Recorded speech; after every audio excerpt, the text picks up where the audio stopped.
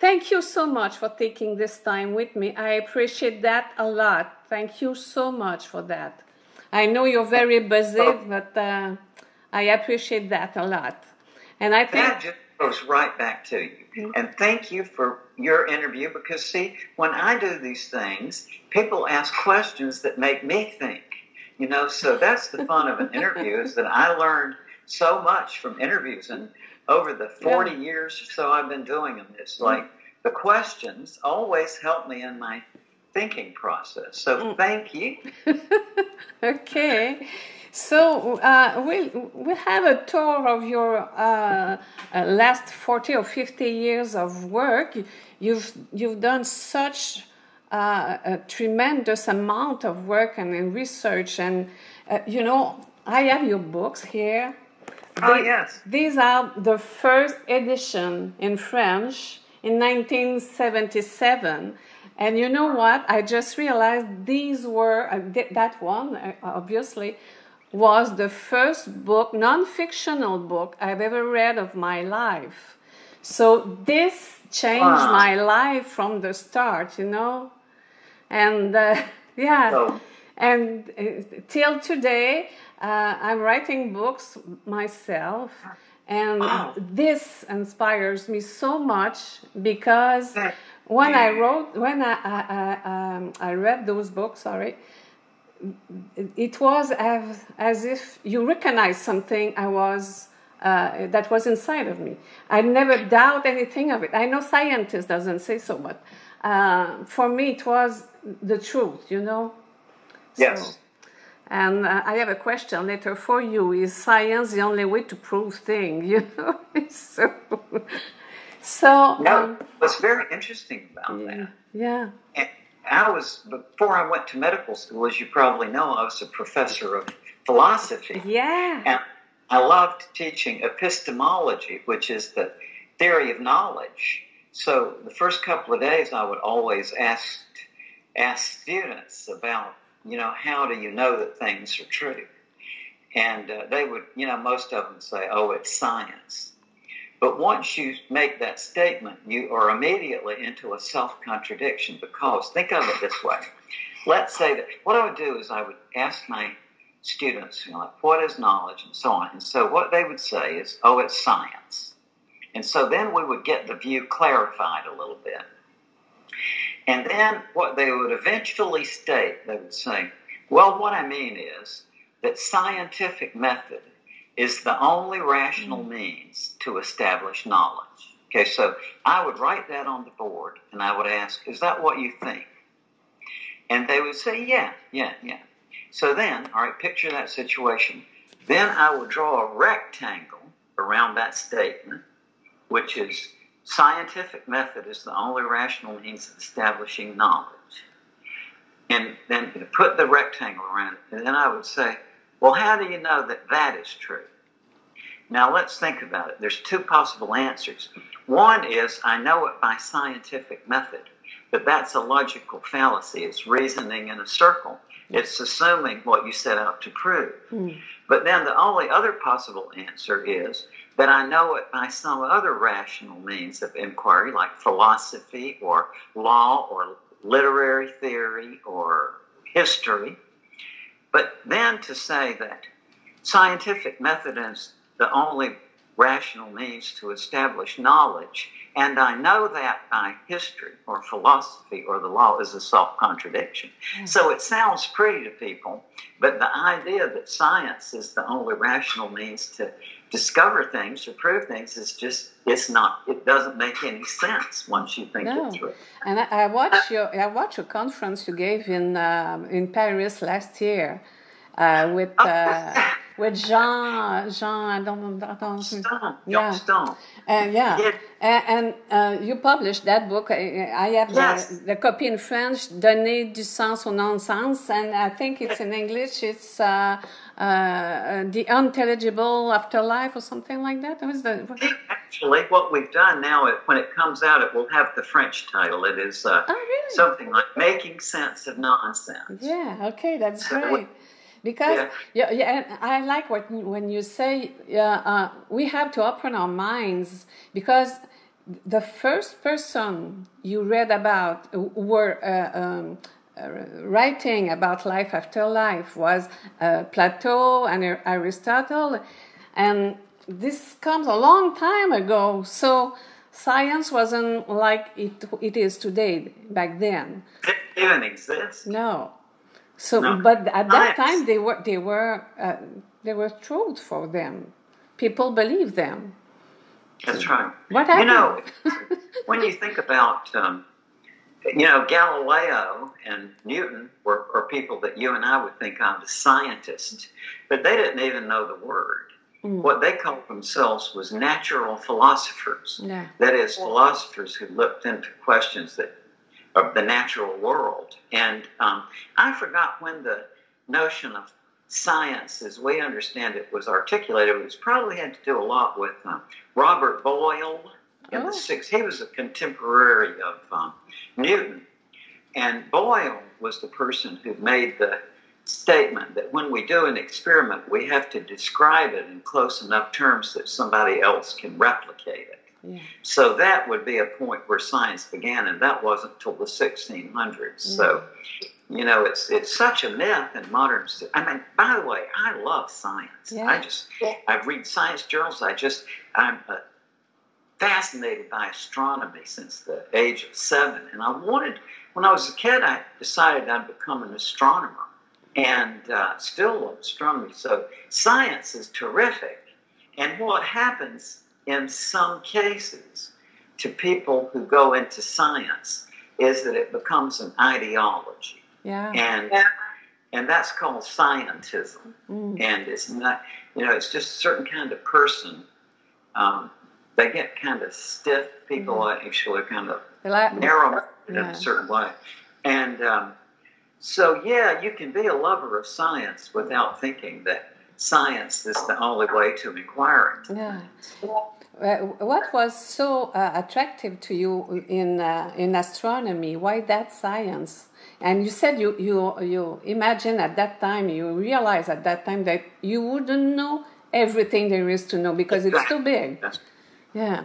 Is that why you started to study philosophy? Well, actually, what happened was I discovered astronomy when I was about 7 or 8, and the first book I ever checked out on the library was on astronomy, and this has remained a fascination to me. But when I was about 7 or 8, I was looking through a telescope, and it's just kind of dawned on me that at that point that I would never know much of anything. It's too vast. But that nonetheless, as I proceeded, it was like, not learning things is just so much fun. It is. I mean, it's just a pleasure to learn stuff. Yeah. And by the way, you will find as you grow older that the most fascinating thing happens. It's like your mind has all this knowledge in it. And at a certain point, you start reading books that add to that knowledge. And it's the strangest thing. It's like in my 70s, I'm 74, I've reached this point where now I can just take up a book and consume it. I mean, just like... And what that comes from is that there is so much in there already that anything new that I read fits in somewhere, so it tends to complete or to make the structure more whole. And you're going to find out that yourself. It is just so fascinating.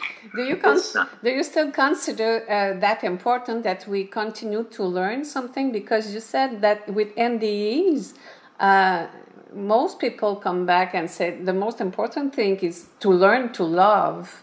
Mm-hmm. But it seems also that we are eager to learn more things to add knowledge to our knowledges already. Yeah, and I am so conflicted about that. I think in a French culture it's very different because in America people don't respect the intellect. It's whereas you go to France, just recurrently since 1969, I've been going, and it's so fascinating because you are in the United States in the airport, and all the newspapers are full of the exploits of, I don't remember Angelina, and it's like, and it's just, then you get to France, and the headline of the paper is some debate about Heidegger, you know, and it's genuine. It's like people that's really take there's like a very basic value for the intellect and reason. And it's so interesting that we had the same revolution in effect. I mean, Jefferson and Franklin are just as much a part of your history as mine. But that in that age of reason, the French really took that up and continued on, where America has descended into madness. Yeah. And maybe France has descended into madness too, some of my friends say. But at the same time, reason is still respected in France. And that's, to me, as a scholar, that is very inspiring. Yeah. So when I get up, it's like, to go to France is such like a breath of fresh air. And to some degree in Canada too. It's in like Quebec. In Quebec, in the province of Quebec, we are French people also. Maybe we're less, let's say, well, we think less in a box than, should I say that, in the rest of Canada? We're more free. Let's say we're more free. You said, I read, or you said somewhere that you were afraid of death when you were young. Why is that so? As every kid, or you have a particular reason to be afraid of death? I don't really remember saying that, and I really don't remember being afraid of death. Okay. What I remember was just assuming that death was an obliteration.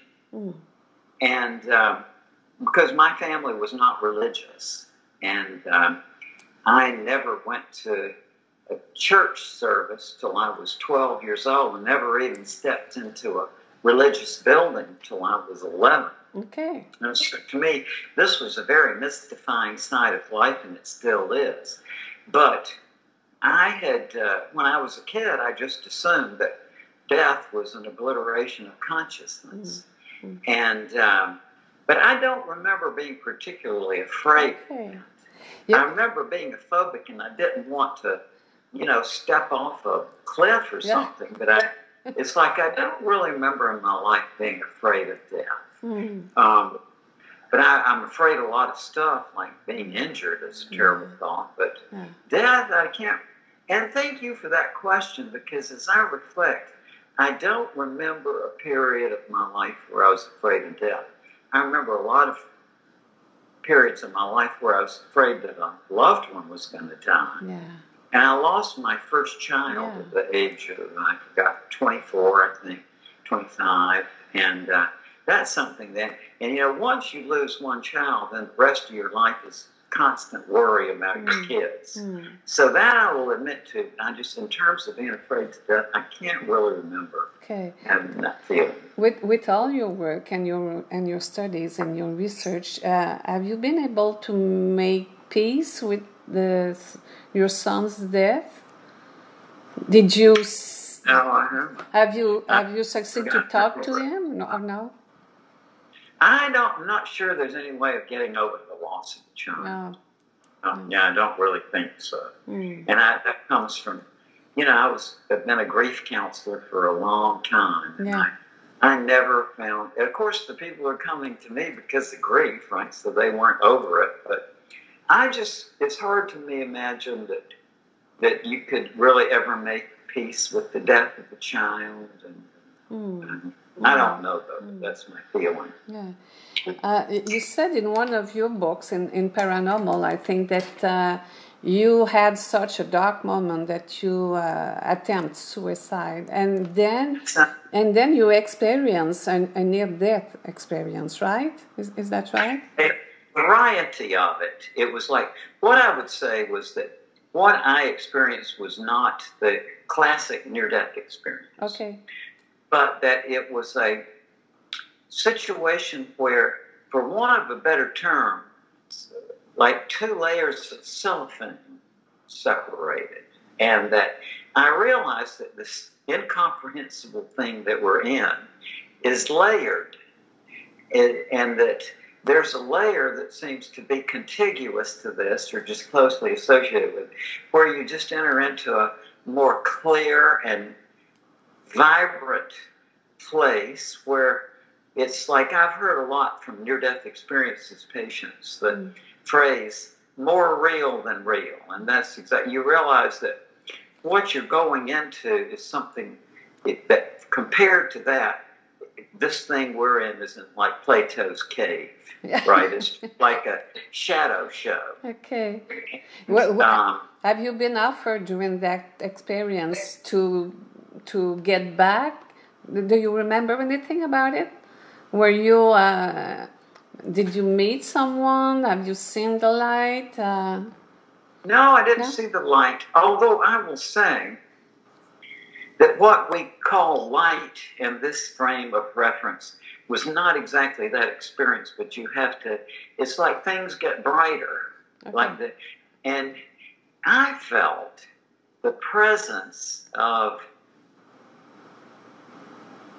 maybe as a writer, this would be a natural metaphor for me, but it was like, I would call them editors, for want of a better term, that in this process, these personages were there and I felt their presence.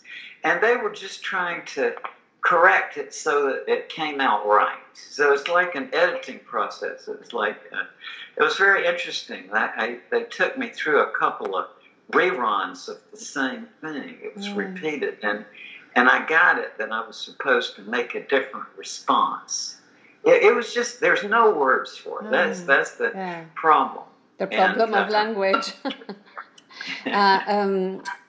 Is that has that happened before you started your research on life after life? Or no? No, you had already. My suicide attempt was, I think, in 1989 or something like that. And just to be, a full disclosure, a lot of it had to do too with I had a condition called myxedema, which is profound hypothyroidism. And as I knew myself from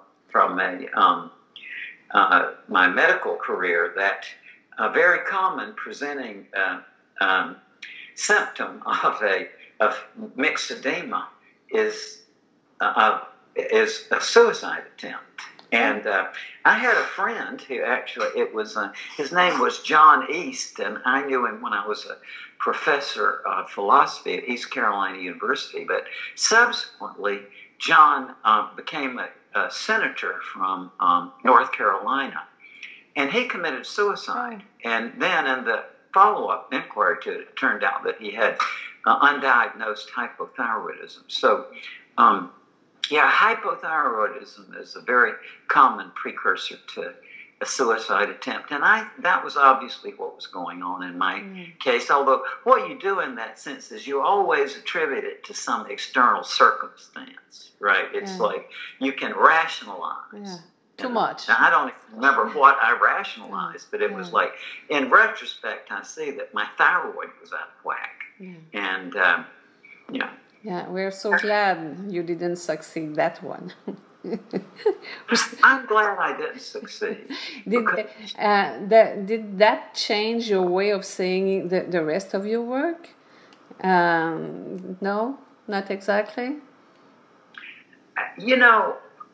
It is interesting to me that people who have certain kinds of spiritual experiences are often convinced by them.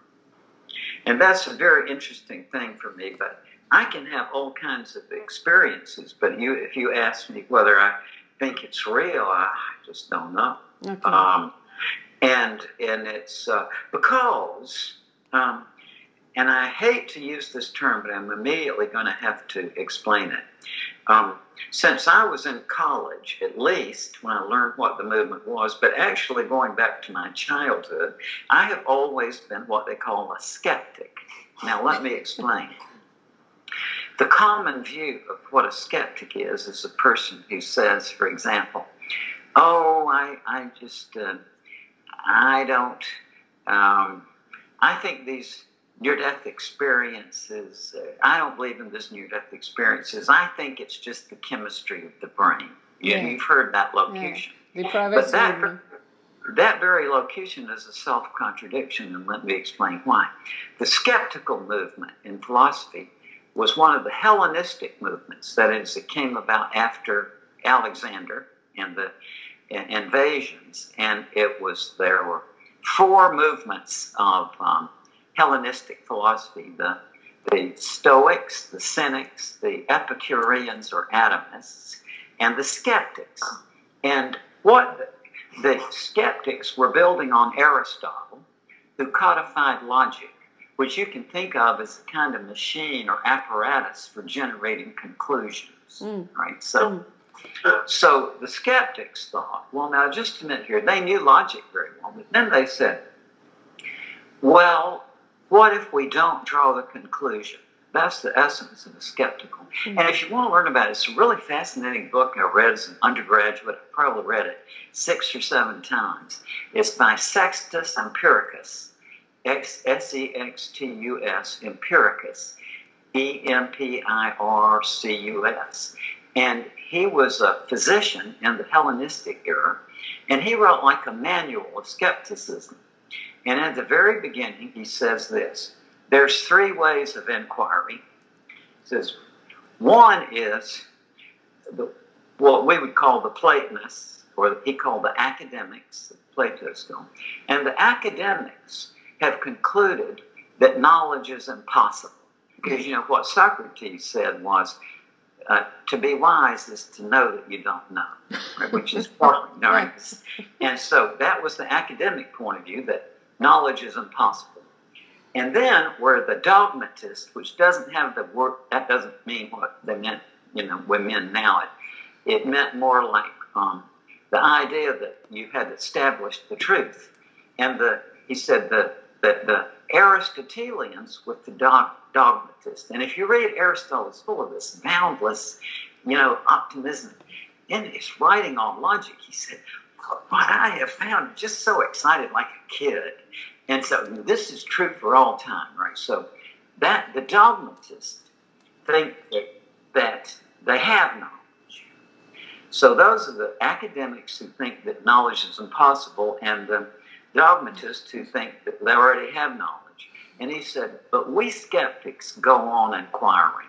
And that's what skeptical means. And what do I mean by saying that the essence is that you don't draw conclusions? So what the skeptics said was, well, let's try going through the logical process very vigorously.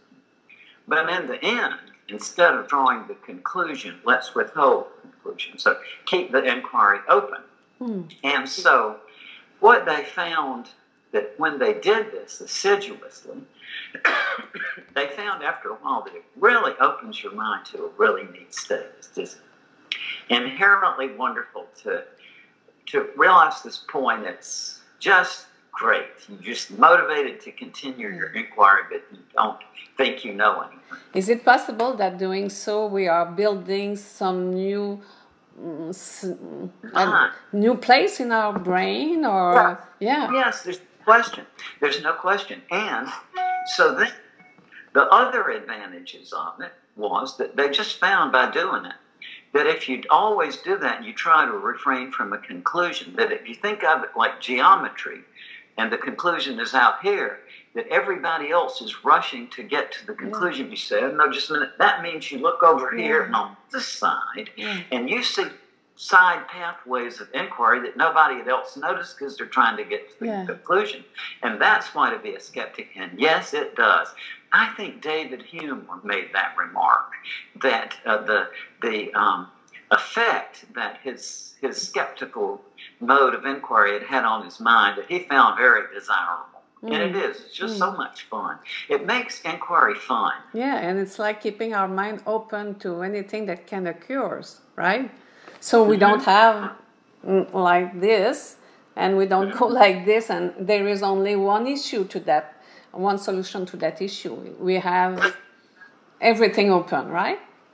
I like that way of thinking, and this is the essence of your book here, and which is a wonderful book. But we can read it from one cover to the other all the way. We have to think every chapter. I like that because it's like thinking differently, and going to life differently too, because no more certitude, no more truth, absolutely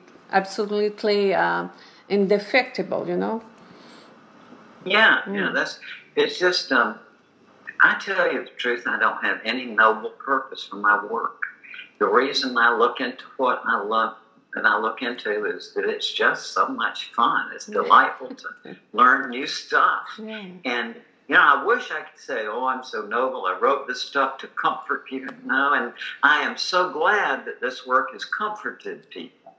And I'm just so happy about that. And at the same time, that wasn't in my mind when I wrote it. Have you ever kept the count of how many people just told you about their NDEs? How many thousands of them did you hear? I have lost track. Yeah. It's a weekly occurrence. I think it's been a long time since a week has passed that I haven't talked to people who've had a near-death experience, because obviously they contact me and I talk to them. So it's wonderful. Who was the first one? Was it a student who came to you? What was the first one who... No. Well, the first ones I read about were in Plato when I was 18. Yeah, and that's how I came across this. I was, to me, when I was 18, literally, I had no idea that anybody took the notion of an afterlife seriously.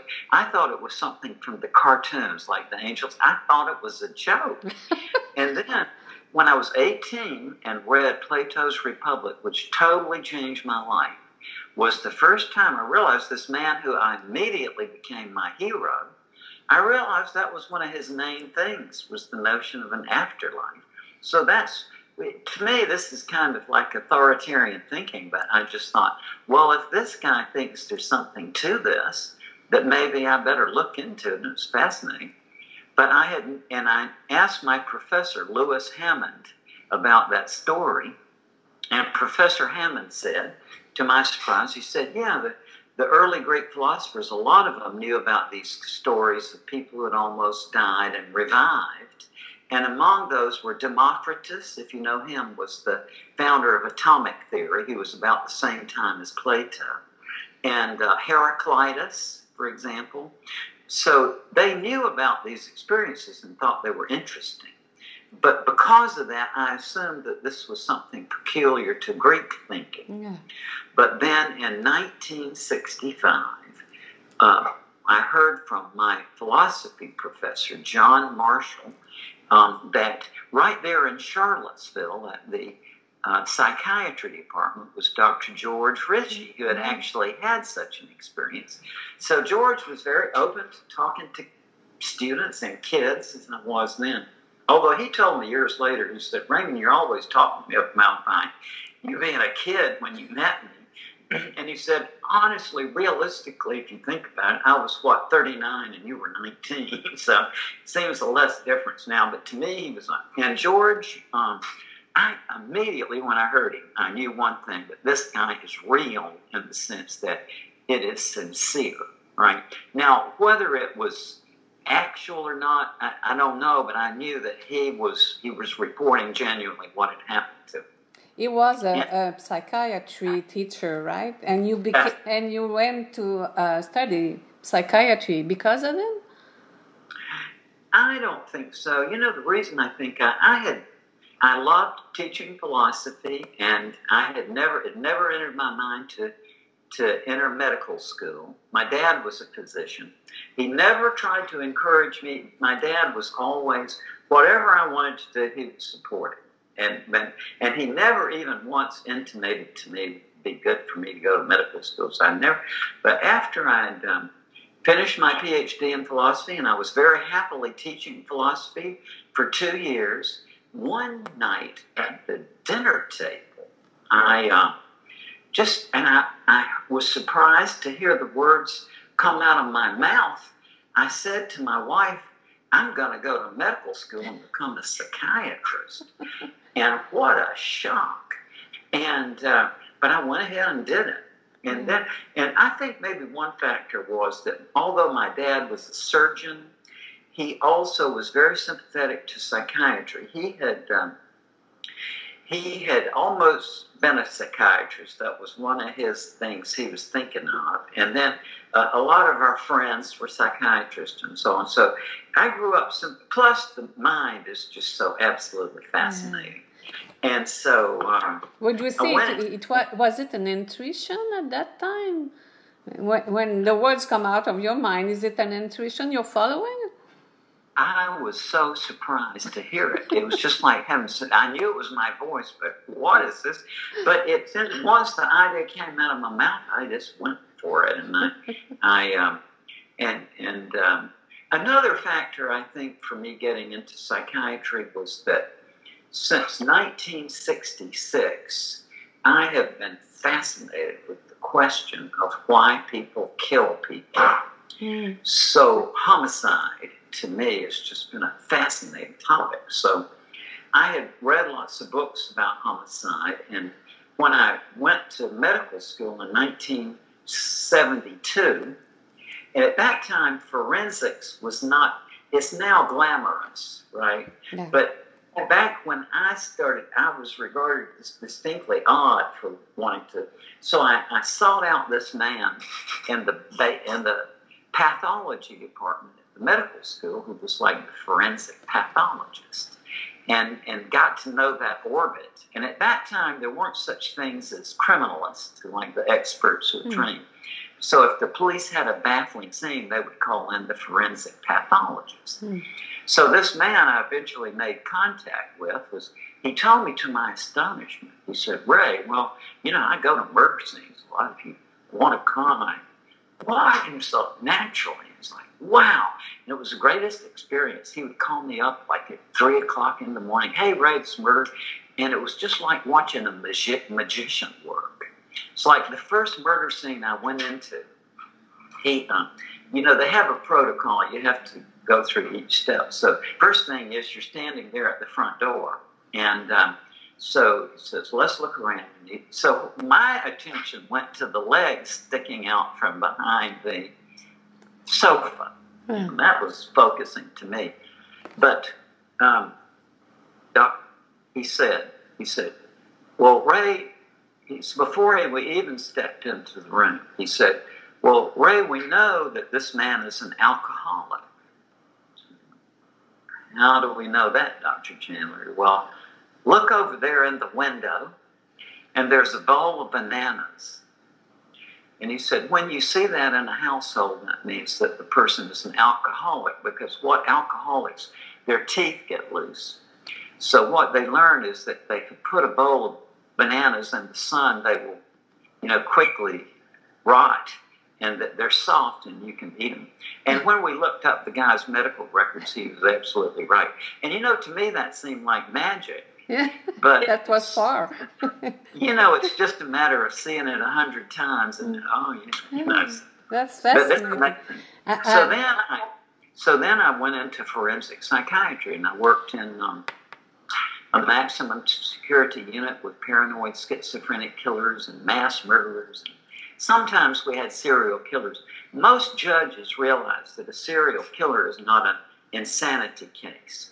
I don't know about in the Napoleonic Code, but in the common law English code, it's the definition of insanity is that you are unable to distinguish between right and wrong due to mental illness. Yeah. And so most of them can. I got in there and I was just fascinated, but I never did figure out why people commit murder. I probably talked to maybe 300 or 400 murderers, and like in depth, and including people, maybe 100 or so who were not psychotic, but judges had asked me to evaluate them, and I just was baffled. It's like I was talking to a homicide detective one time about a case that a judge had asked me to work on. And this man had done something so crazy. He was like 55 years old, and he was the pillar of the community and the church guy, and everybody looks up to him, and he owned the car dealership, and he was a local football hero in high school. And so he had employed his psychopath brother to murder his inconvenient girlfriend because, you know, that can't be the church man. And so the judge had known him all his life, and he called me and he said, Raymond, he said, I've known him, this is so out of character that I just think there might be something mental to it. So he asked me to examine him. And, you know, he wasn't crazy. He just... And so I was sitting around with the homicide detective on the case, and we were just kind of going through the records. And I looked up from the records, and I said to the homicide detective, people think the cops are stupid. And the officer looked at me, and he smiled, and he said, we know, and we use that information. And I tell you, how long did you do that? How long did you do that? Well, I think it was 2 years in the front lines and the units. Yeah. And then I started doing it on a private basis for attorneys who were trying to think they could find something mental in a client or something. And I would always give them my honest opinion. You know, I wouldn't try to make it come out right for their client. I'd just tell them what, and they appreciated that. And I did that for, long time, and it was just a private consulting basis. And my brother was in law enforcement, and I used to ride around him all the time. It's like for years and years, and you actually get to go to the scenes, and it's I tell you, some homicide detectives are a very unique blend, and they are also experts in grief. That's a lot what they deal with, because they have to go and inform the families, and you know, for the. While you were doing that work, you were also doing your research on NDEs, right? I started doing the research on NDEs in the early 60s. And I finally got into the forensics in a practicing basis in the early 1980s. So that was... Since the beginning of your research, have you found something different from times to times between the every step people are going when they experience NDE, you know, get out of their bodies, observe the scene, see more brightness, see the panorama of their life? And is there something different that occurs sometimes? Some people live something different? Elements, for example. Yeah, there are certain elements of the near-death experience that aren't very common.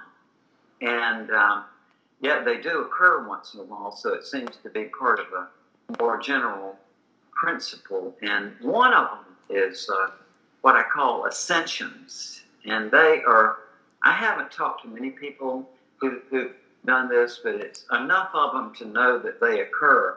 And in this experience, people feel like that they are propelled upwards. They don't have a memory of getting out of their body and viewing anything. It's just like they're suddenly up at a high height. And one of the famous cases that recorded is that of Carl Jung, who during his heart attack in 1944 had one of these experiences where he suddenly felt like he was whirling up to a great height. And I hear these. You know, it's just that they're very uncommon. A recent one that shows that pattern is that of Dr. Eben Alexander, but Eben is, and he, you know, he doesn't remember getting into his body. He just suddenly zoomed up to another place, and that occurs. His book was fascinating, and I read also the one of Anita Moorjani. I suppose you've heard of her. I think it's Wayne Dyer that published her first, and Anita Moorjani. That is just. Like when you talk to her, you feel like, how can this be? But you know from the records it is. In my medical opinion, she should be dead. But she's very much alive. I don't get it. She came back from cancer. Can you believe that? And I read also this summer. I read, I think in English, in French it's Les âmes courageuses, but it's in English. Your Soul's Plan from Robert Schwartz, who talk about what's going on between two lives. Never heard of it? No, I don't know that. I'll tell you the truth, which may seem paradoxical, but I don't read books about near-death experiences. I can't tear myself away from Anaximander and Anaximenes. I tell you, it's like the story of Greek philosophy from 600 BCE to 320 BC, 280 years, is just the most amazing story of history. I think one reason it doesn't, get out much is that everybody knew that story. Everybody would be a philosophy major.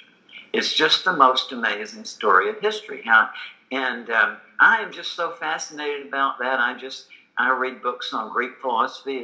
Has always been one of my favorite themes. And lately, I've been reading books on religion, but not religious ideology, but books about religion. Yes, because, it's just always been very, since about 1976, I've been trying to contain my hostility toward religion because I never had any exposure to it. But when Life After Life came out in 1975, I began to get these letters from religious fanatics saying that I was in with the devil. You don't know exactly how to respond to a criticism that you're in with the devil. Yeah. So then I got really curious, like, what is this? And so I've studied religious studies, not from any religious point of view, but from scholars who studied it. And it is a really fascinating experience, but I don't want to get into it, and I just have no interest in it. In a way, I feel kind of sorry for intensely religious people because of I'm reading a book now called God is Bigger Than the Bible. And, it's because over the years I have reflected on God.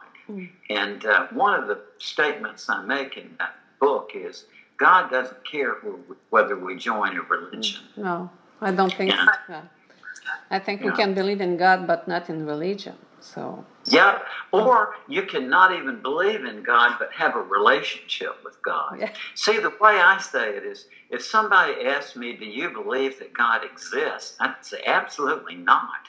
Because number one, I, Raymond Moody, am a limited human being, and God is too big a concept for me to handle.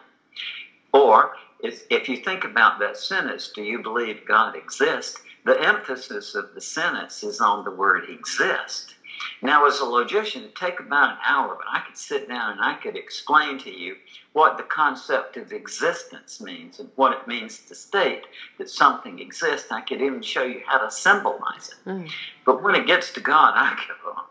I think that God is beyond the concept of existence. And what I say is, no, I don't believe that God exists. I have a relationship with God. And then strange and just astonishing things happen. And can I give you one example? Yeah, of course. But don't let me bore you here. Oh no, I love hearing from you. Back in May of 1990, I moved into a grist mill, with the water wheel on the outside to ground. And it had been built in 1839, and it had last been rewired in 1950. So this was 40 years later. I knew that I needed to get it rewired, but I didn't have the money. 3 years and 4 months passed when one day, September of 93, my wife said, well, we can get the money together now to get it rewired, but we didn't know an electrician. So we held hands by our kitchen sink and prayed that God would send us just the right electrician. Okay. The next morning, the phone rang. Cheryl picked it up, and a voice on the other end said, hello, this is B.R. Wilson. Cheryl said, yes, B.R., what is it? And he said, well, your number just came up on my beeper. No. So Cheryl said, well, we haven't made any phone calls this morning, B.R. What's it all about? And he said, well, I'm an electrician. Never before, never since, is it? So, as an electrician. So, anyway, Then my wife said, yeah, Bill, we do need an electrician. Come on over. Shortly thereafter, he was doing his inspection. I went out on the porch and sat down, and Cheryl escorted BR to his van. And so as he was getting in his van, he said, it's going to be a few days before I can get out here to do this. He said, because I come from a really close family around here. We all love each other very much. And he said, my 38-year-old brother dropped dead of a heart attack the other day, and my mother had a heart attack on the way home from the funeral home. So Cheryl said, you know, BR, my husband might be able to help you with that. He talks to people. And BR said, well, my mother gave me this book called Life After Life to read, and it's helpful. So, yeah. And I could give you a half of others like that. It's, wow. So you still don't believe in God, but I think God believes in you. Well, or maybe it just isn't a matter of belief. It's just, you know, what is God? And you know what I think is, there is God right there, looking at God right here. Yeah. And every one of our fellow human beings, we're all like an aspect. I think so. I think so. Yeah. What do you think happened between lives? You made a step to see what's going on just after life, if we can say that. But between lives, do you think do you believe in reincarnation? Is believe a too strong word? Yeah, belief is too strong a word. I don't trust beliefs. For one thing, as an epistemologist, I can tell you that the common view of what a belief is just, it's not right. Because I think of it linguistically, okay? And as in philosophy of language, Bertrand Russell named this form of locution that is called a propositional attitude. And there's all kinds of them. It's like, and the one at the top is, I know that. Let's say P is any proposition that you want to name.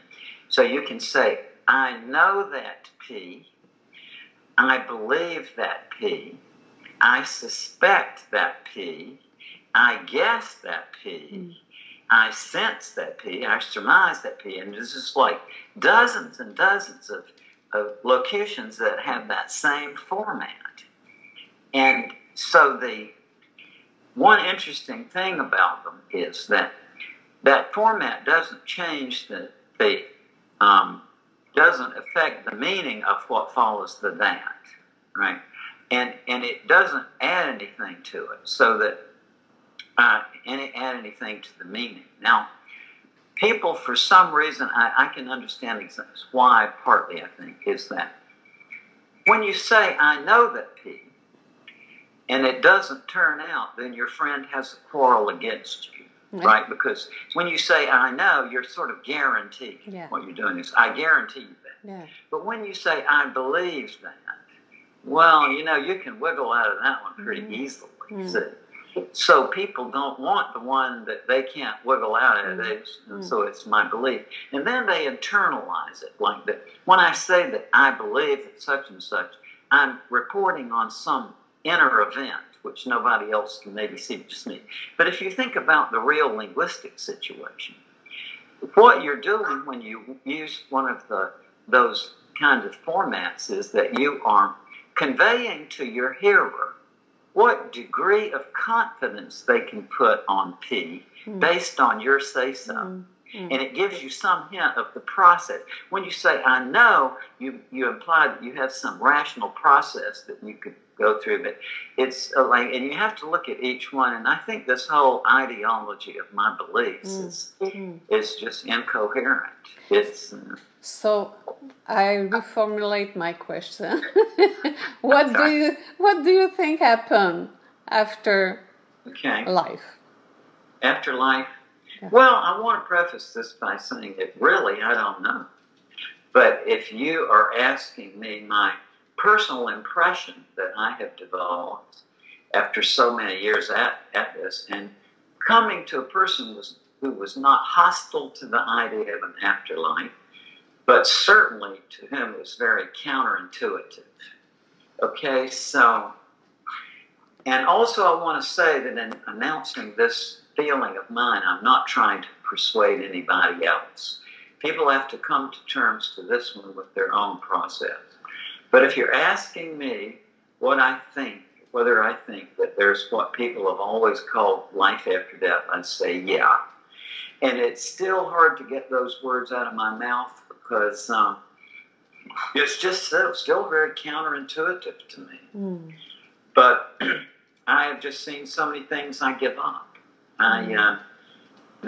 For example, in Italy some years ago, after my lecture, a surgeon approached me, and he was a tall man. I was kind of looking up at him, and he had eyes that you could tell he had been through something really.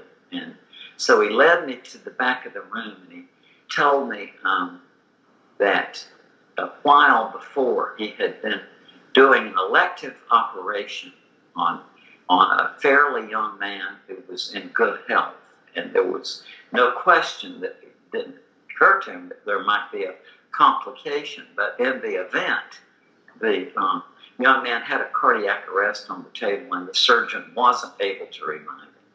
So he's just beside himself thinking, oh my God, like, how did this happen? And what am I going to say to the family? When the operating room door burst open, and a woman that he first assumed to be psychotic came yelling in. And, it's like, as I say in the nonsense book, when you are very under stress, you can't make sense of what somebody else is saying. It sounds like nonsense. What she's saying. He said he had to literally focus in on her face to figure out, what is this woman saying? And he realized she was saying, my husband is not dead. And she said, I was out in the waiting room, and my husband came to me, and he said, I need to come in here and tell you that he's not dead. I think he's dead. And the surgeon told me he was just so astonished he doesn't even remember resuming the resuscitation, but he did. And after a while, sure enough, boom, boom, boom. And he said he was there in the recovery room when the patient regained consciousness. And the first thing the patient said to him was, Doctor, I was up there above you, and I could tell you thought I was dead. And I kept trying to say to you, I'm not dead, but you wouldn't hear me. So I went out into the waiting room to see if I could get my wife to come in here and tell you that I'm not dead. And I give up. It's like, how do you think your way out of that? Especially when there's a lot of others like that. Yeah. It's one that is just truly astonishing. And this is about to come to light. Has to do with a wonderful graphic artist in one of the western states, Jeff Olsen, Olsen. And Jeff came up to me after a lecture I gave out there some years ago, and he was telling me about his experience. And so he was in a horrible car crash where his wife was killed instantly, and I think one of their children. And Jeff himself was severely injured, and he lost a leg, and he had severe injuries. But they took him into the hospital, and a trauma surgeon saved his life. Incredibly. I mean, again, it doesn't make sense that he lived through this, but he did. And so then he was talking to me, and I said, Jeff, you're an artist. You really should write this up. I mean, who knows for publication, but for your process.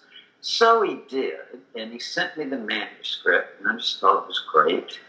And I read it through, and then about 2 weeks later, he called me up and he said, well, something else has happened. He said that when he was thinking, like, if this book gets published or anything, well, who was this doctor? And, and he didn't, like, patients don't tell their doctors, so he apparently called up this doctor and said something I wanted to say. I think they had lunch together. And so during the meeting, Jeffrey just sort of said, well, this is what happened to me during the surgery. And so apparently, as I remember, the trauma surgeon became very solemn and said, well, that night you came into the hospital, I knew you weren't going to die because I talked to your wife in the operating room. Wow.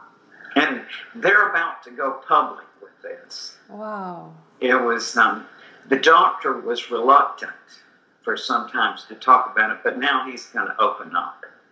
And how do you think your way out of that?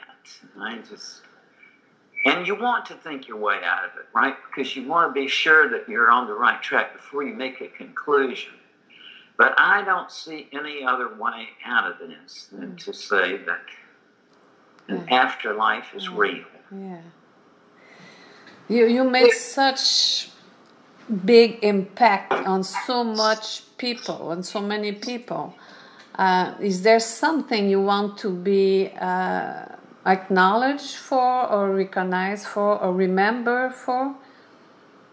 Yeah, and there's two things that professionally, and there's one thing personally, and that is that where I am is I just love my family. You know, I just want to love my kids, and that's where my focus in life is. And then in terms of professional things, yeah, ideally there's like two things that I would like people to remember about me. One was, I am so funny. You know, I am a really funny guy. I was a professional or semi-professional comedian for a while. Really?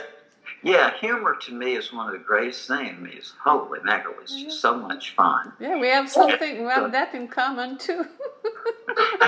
Yeah, before I wrote Life After Life, I had written several humor books. Really? Wow. Yeah, but they were just self-published and local. But I was kind of known for that kind of thing. And then in the mid-1970s, I started doing it a couple of places just to entertain people, but then I started getting invitations for paid engagements, and I was making, at that time, that was a lot of money. I would charge $500 to do these comedy things, and whoa, and it was so much fun. And then it got to the point I was getting so many invitations that I had a choice. I could go on being a psychiatry resident, or I could do a comedy, and ultimately the psychiatry won out. But I am a really funny guy. Yeah. When people say to me, oh, Raymond, you're so smart, I get to thinking, well, where did they go off base on their thinking? Right? 'Cause I know what it's like in here. But when somebody says to me, Raymond, you are so funny, I say, now there is a perceptive person.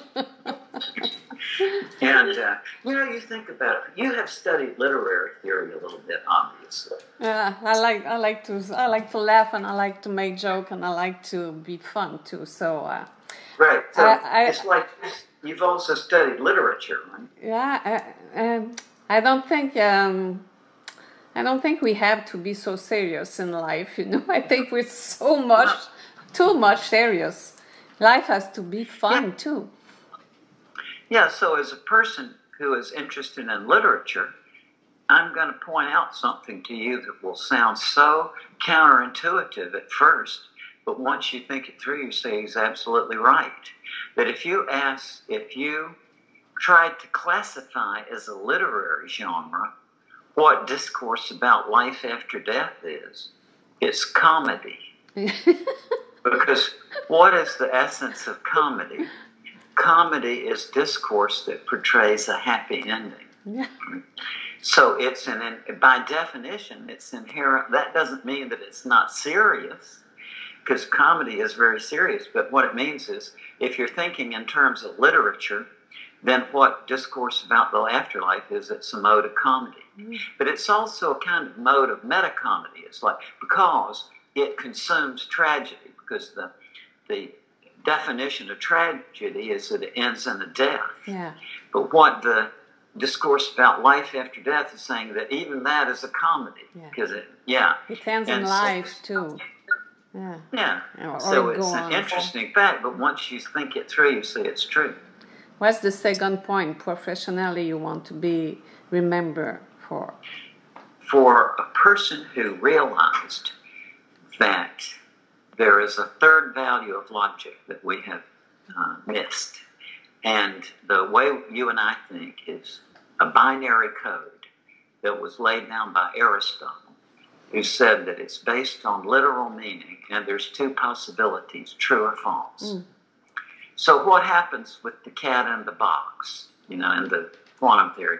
Is that true or false? Well, it's like the third option is unintelligible, right? And so what I have done is I have mapped out the structure of unintelligibility, and I have pointed out that even unintelligibility is an intelligible phenomenon. You just have to think it one level up. Then you see it has a structure. You said it was your most important book you wrote in your life. And you wrote, what, 12 books? I think there's, like the ones that are published, about 12. That's right. Yeah. Is it possible that everything you've done may contribute to change the face of the world? Something, thank you for that question, because I think in a way my work on near-death experiences has changed things.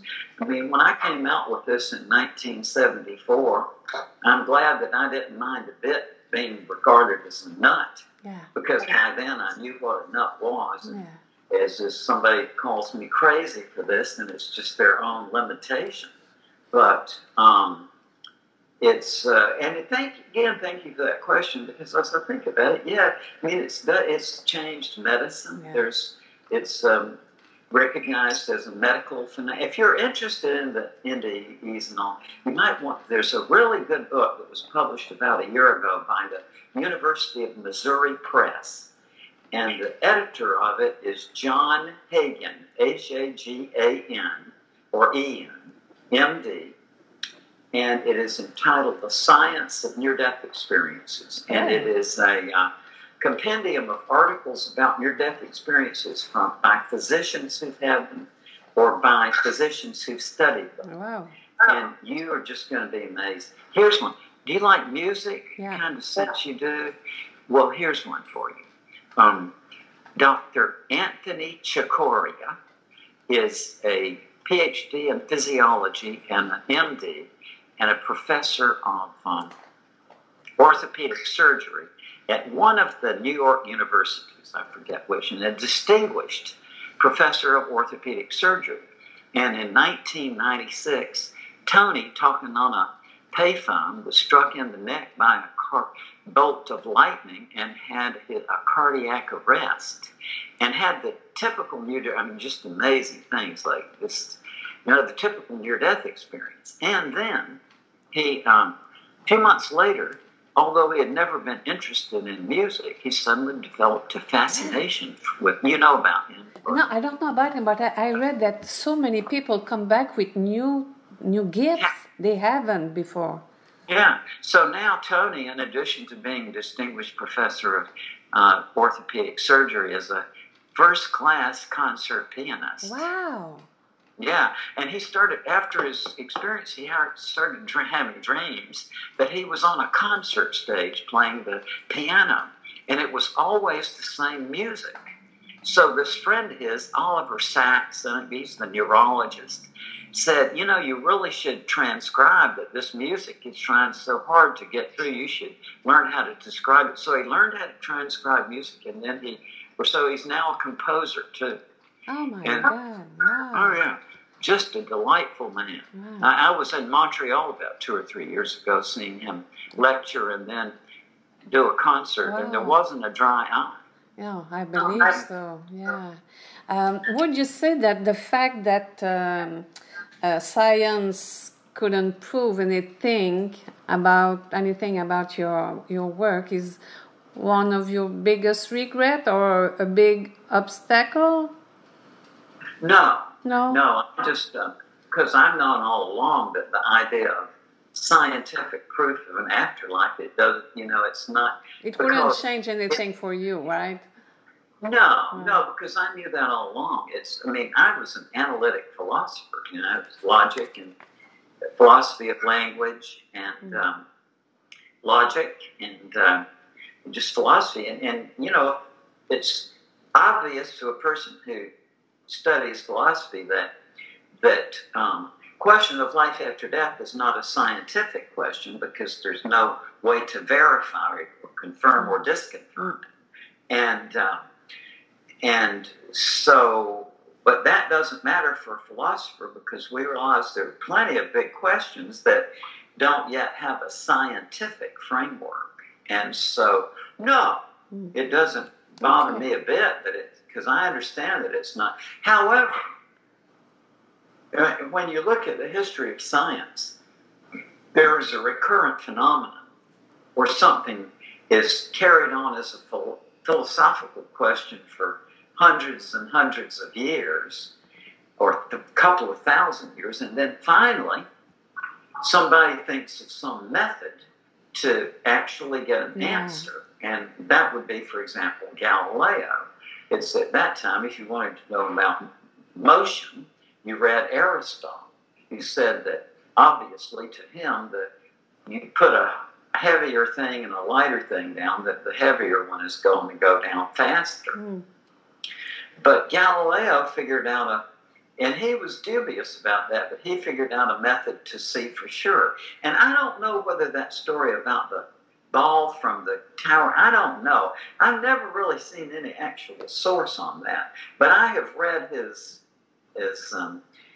works, and the way he did it, he never says anything about a ball dropping down that perimeter. But what he did was he constructed two inclined planes, like side by side, and then he put the weighty ball on one channel and then the lighter ball on another, and he just let them go at once, and anybody who cared to observe would see that they went down at the same route. So that's when it became science. And so where we are in the afterlife question is in that period. You see, it's like nobody yet has figured out the concepts and so that's what I think I've done in my nonsense logic. Because if you put that into your mind, then it opens up new ways of possibly verifying this or studying. You said earlier that you started to read about religion, and the Buddhism said that this life on earth would be the illusion, and the life after this life would be the real life. What do you think about it? That's exactly what I've come to on independent grounds. I haven't read about Buddhism or anything, but I know that that's just what I've come to. It's, and that, how would I put it? Yeah, you're only using metaphors here because there are no words, but I would say that what you and I are in is very comparable to a dream. And that's what people tell me who have near-death experiences. They say that when you have your near-death experience, you feel like you're coming out of a dream. And that, like you're waking up in the morning, and you quickly realize it recedes because you realize it doesn't make any sense. And that suddenly you are in a frame of reference that is, they often say, more real than real. I think that this thing you are in now is a theater, for want of a better term, and that may at first seem to be a logical fallacy, but let me explain. If I say that what I have come to is that what is your life is one of the big philosophical questions is what is your personal identity based on? And the first stab at it was Heraclitus. And this, don't let me bore you, but please, if you... No, I like it. This is just to me an amazing fact, but around 600 BCE in Greece, there was this guy named Hermotimus, Hermotimus, and Hermotimus had developed the ability, apparently, to leave his body at will. Okay? And he could tell you, get out of his body and tell you what was going on in Corinth or whatever. And so this really was fascinating to the Greeks. And so then this drew the attention of the philosophers which is very interesting because 270 years later, Aristotle mentions Hermotimus, right? So he made a big impression. And so then this got into thinking, well, just a minute here, then obviously there's two things here. There's this immaterial part and the material part. So what is the basis of our identity? Which one? And Heraclitus said, the essence of your identity is the immaterial part, the soul. And so that Plato, who picked up on that and sort of made the notion of the soul and the Phaedo more clear, and then that was taken up in medieval philosophy and so on. And it wasn't until maybe Thomas Hobbes in the 16th century, I think, who just raised difficulties about the notion of the soul. He said it didn't make any sense. Would you say it's the consciousness that continues to live? Oh, well, this is what I would say. So the big problem in philosophy is what is the nature of personal identity. So this is what I'm going to suggest to you is what I've come to. That is, I think your life is, that your identity is nothing more than your story, right? What is your personal identity rather than your story? And you think about your consciousness. Your consciousness is narrative directed. It tries to put things into a narrative. And when something big happens to you, what do? You incorporate it into your story. So what that means is, to me, is that this thing that you and I are living now is a story. You have your story and I have your mind that we're working in. So what this means is that this thing we're in is a kind of theater. Well, now, logically, you can think of that as, well, then Raymond Moody has committed a logical fallacy, because what I'm doing there is I'm taking one aspect of the human existence, and I'm the theater, and I'm projecting that out as a model for the whole, and that is a logical fallacy. Okay? Except that, no, I think it happened the other way around. Let me explain. The history of the theater is just one of the most amazing stories. Basically, as you probably know, it's basically when Pisistratus was the ruler of Athens, there was a traditional harvest festival where they had a chorus that would sing these stories. Okay, it's just, and for reasons unknown, one time, this guy Thespis stepped forward from the chorus, got out of it, and he spoke his own lines. And that created a sensation. Well, you know, think, what is the essence of the Greeks? Competition. The Olympics. That was just so out of sight for people from other cultures could not understand athletics. It was just baffling to them. And so competition is a big part of them. So what should we do? We should have a contest to see who could write the best ones of these. So, first contestant, Aeschylus. Second big winner, Sophocles.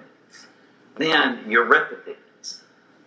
And by 50 years after the origin, the theater was a profession. But get this, the theaters were regarded as holy temples to the gods or goddesses. And the actors and the audience thought that they were channeling things. Oh my God. Yeah. And so one of the big mysteries, apparently, of scholars of the theater was, how did they get people to sit still for so long? Because, you know, the Olympics, we were jumping up and down. But it's, what I'm getting at here is, when I did roughly a year of geriatric psychiatry before I went into forensics. And I heard something repeatedly from my patients. I had a lot of Alzheimer's type patients, but I also had a lot of patients who were cognitively sharp. They were just seeing me for a situational stress or whatever.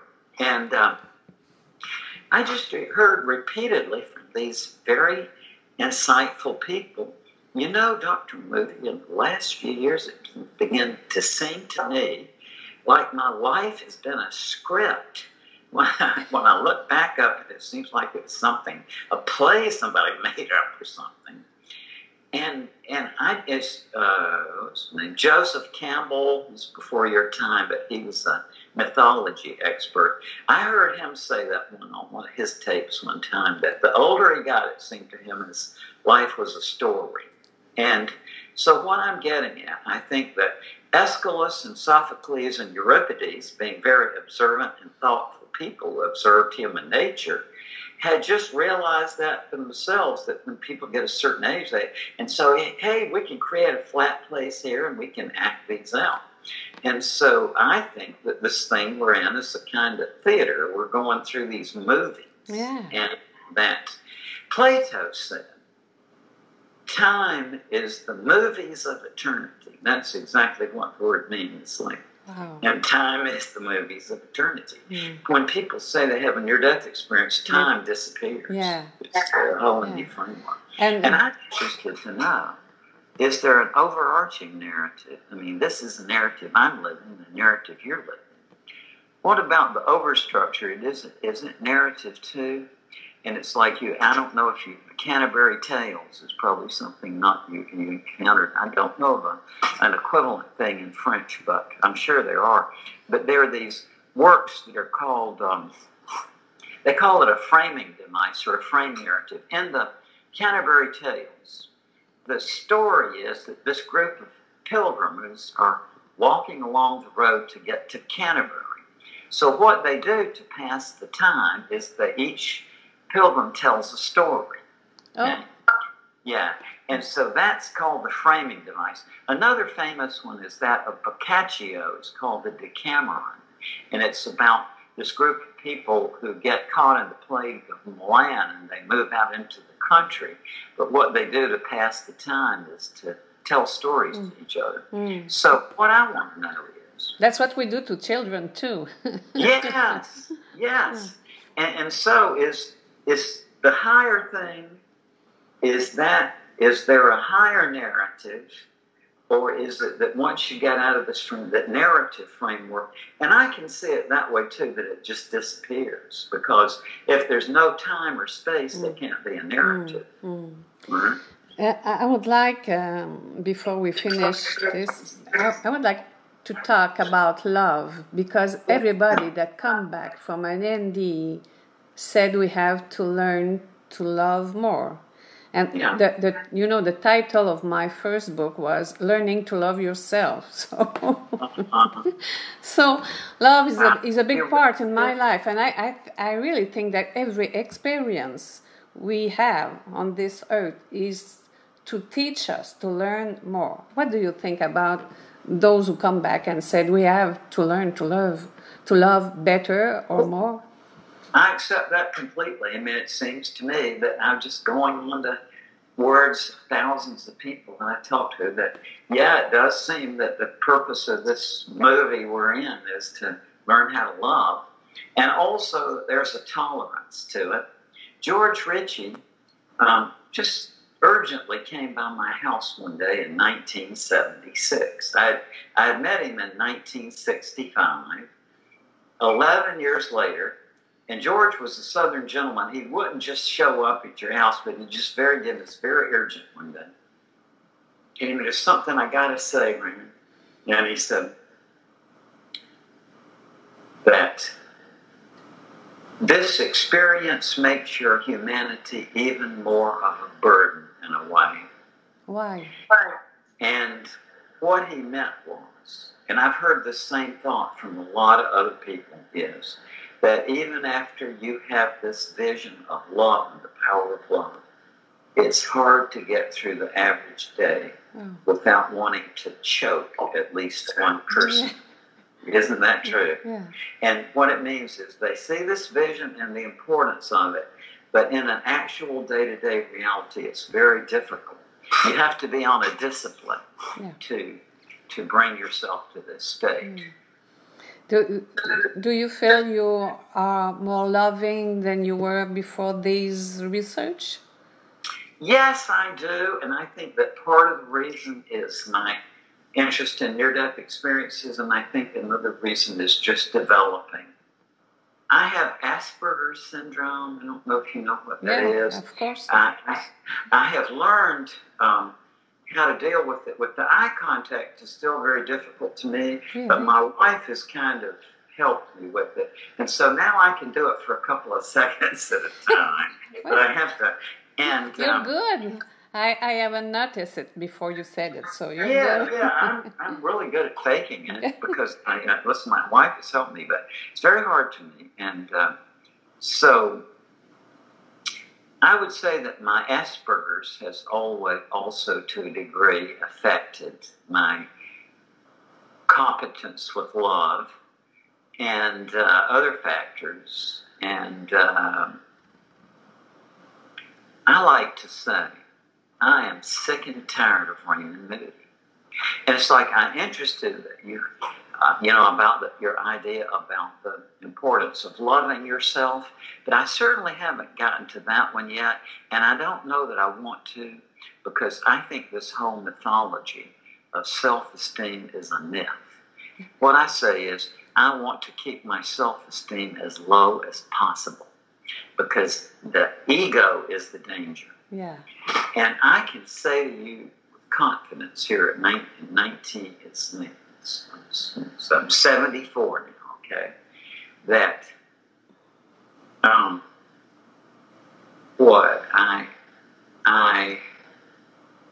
I don't know exactly how to say this, but it's like I realize the importance of love, but I haven't gotten to the point yet where I think it's important to love yourself. I think the better policy in life is to try to love others, and then at the very last position in line to think about yourself, because the real danger is ego. And there's a simple equation with which you will immediately agree, and this is the simple formula I use. Ego equals pain. Yeah.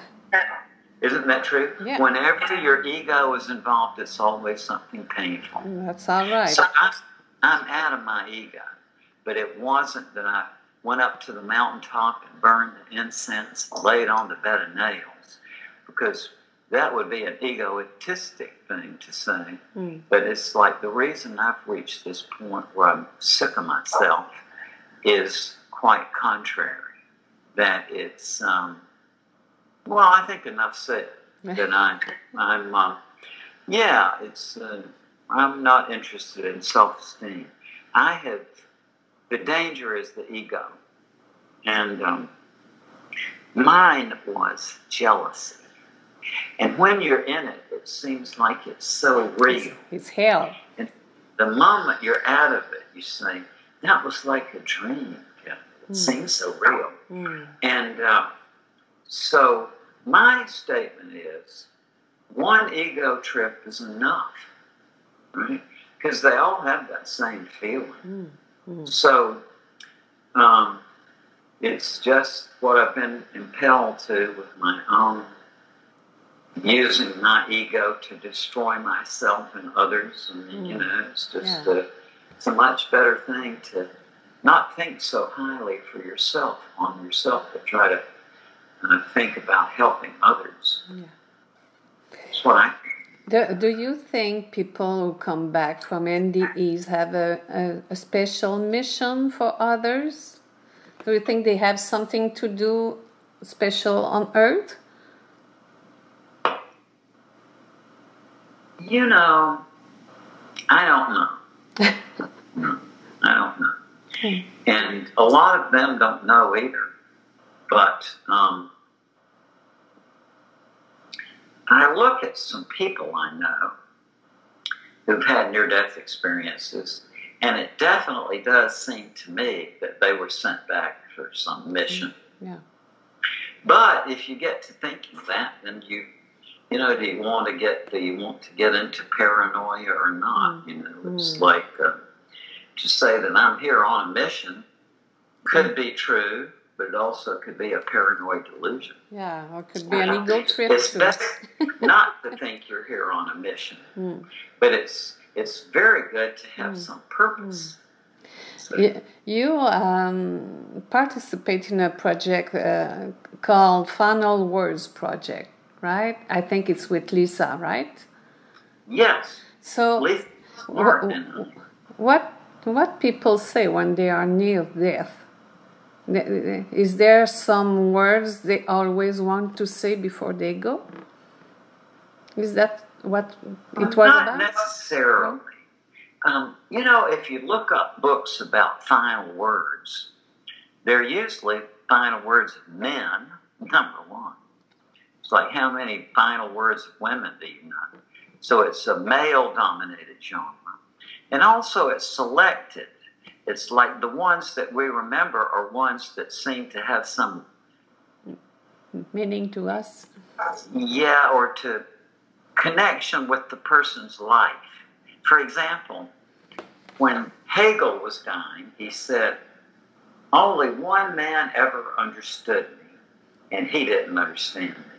Right? And so that was, in a way, kind of typical of Hegel's works because of the contradictions of it and so on. And so what the literary genres want to find is cases of final words that somehow reflect the person's character or eloquent or express something.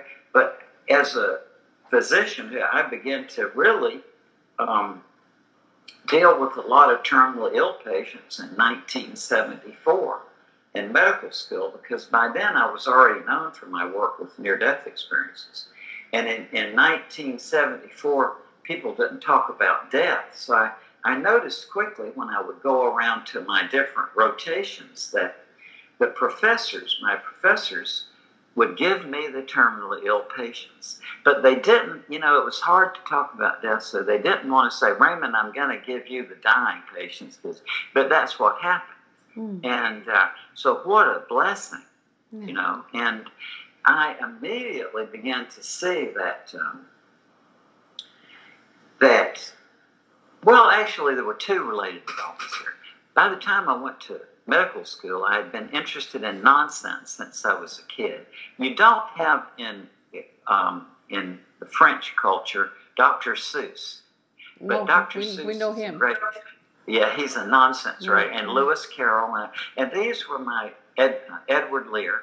These are just people I read when I was a kid, and I rapidly realized that there was different kinds of nonsense. So even early in life, I'd been working on this. It was part of my doctoral dissertation in philosophy in 1969. So when I went on the wards, I began to see that patients with different diagnoses talk nonsense. For example, patients who are delirious talk nonsense and these long things that are unconnected and so on. Schizophrenic patients make up neologisms. It's like these meaningless words that, and I asked a French psychiatrist in 1988, I said, when French schizophrenic patients make up these meaningless words, do they sound like French words? And he said, yeah. So, you see, isn't that interesting that this thing that seems so beyond the pale, it nonetheless obeys the rules at some level? Right? So they have the phonetic structure of English words for American patients, French words. And so what I realized is that these forms of nonsense that I were hearing from different patients were exactly the forms of nonsense that I'd learned about from them. It was whether it was a literary invention or an involuntary utterance in connection with an illness, it was the same stuff. Nonsense was nonsense, whether it was deliberate or involuntary. And so then, in dealing with my terminally ill patients, you might have seen too, if you've ever been in that situation, that in the last few days and hours of life, people will start talking nonsense. And so what I also realized is that the patients' families who were left behind when they would talk about this. They would say something like this. One woman who was a religious studies professor, whose husband had been a philosophy professor, and I met them in 1978. Then years later, she came to one of my lectures, and she was talking to me about this, that her husband, as he was dying, was not talking nonsense. And she said, I wish I could portray this look on her face, because I've seen it many times, but people will say, I knew even then it was nonsense. But somehow in my mind, I just thought I understood it to some degree. Mm-hmm. And so this is very important. What do people say as they are dying? There's all kinds of significance of this. Yeah. And Lisa has done a wonderful project. By the way, has she told you about our University of Heaven project? No. Oh, yeah. Oh, I like that. By the way, as a humorist, it's we have an online learning portal, I call it, which we were trying to find out a name for it. It's like a serious information about near-death experiences, and we were trying to think of a name. And I thought, hey, University of Heaven. That's so great. That's what we're calling it. Oh. And it's on the internet, the universityofheaven.com somewhere.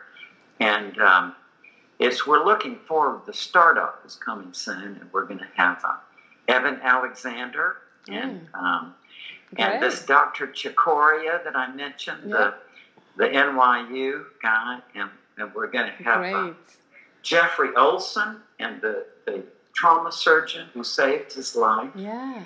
And we'll have I'm going to look at it as soon as we finish. For my last question, what is it for you living now? What's the world to live for you right now? What I'm living for now is very specific, and their names are Carter and Caroline. And I'll say this, I have two wonderful grown sons, and they're on their own. I have a wonderful grandson, and he has his parents, but these two have me. And what I am living for, and the time I have left, is to ease the things for them. And it's really interesting. Carter is Mexican-American. We adopted him at birth from Kerrville, Texas. And Carol Ann is a Native American Blackfeet Indian from Montana, again adopted at birth. And it's so interesting. We haven't tried to say them either way about what they should do about ethnicity, but it's very interesting. But Carter identifies himself as Hispanic, and Carol Ann identifies herself as Native American. And so that's what I'm living for now. I'm just, and I really would. I would like to see my nonsense work take hold, because this is very important. It's like it's been it's one of the big difficulties in all modes of inquiry. Is like, what do you do when you reach something that's the idea that something is unintelligible? Well, up to now, all we've been able to do is just to stop inquiring into it. But now what we do instead is, once we reach the conclusion that it's unintelligible, then we just shift over to an additional set of rules and we carry it on. And why is this important? Well, maybe the major problem in science now is the weird conflict that the two most powerful explanatory theories ever devised are the general theory of relativity and the quantum theory. Mm-hmm. But the sticking point is that when you integrate two sets of equations, it's nonsense. It doesn't make any sense. Mm-hmm. And that's always happened in science. Nonsense is a placeholder. It's something we hold on to till we can clarify it. And so that is what I would really like to, if that nonsense work came out. By the way, October 20th, I'm doing a workshop and it's free. It's like, I would love to have you come. And it's basically it's exercises and everything to teach this logic of nonsense. I would love that. Really. Great. Wow. Do you know Mr. Saxena? No.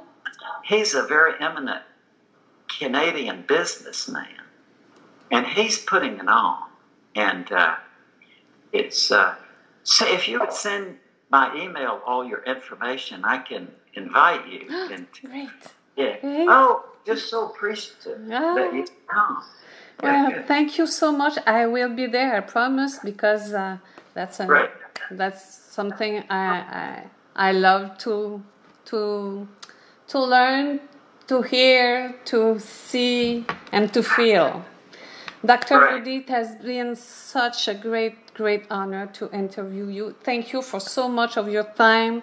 I know your time is precious, and I think you've done words doesn't do justice, but I think you have made such a wonderful work for all the planet. So thank you so much. Thank you so much. Thank you for this humanity. You made such a difference.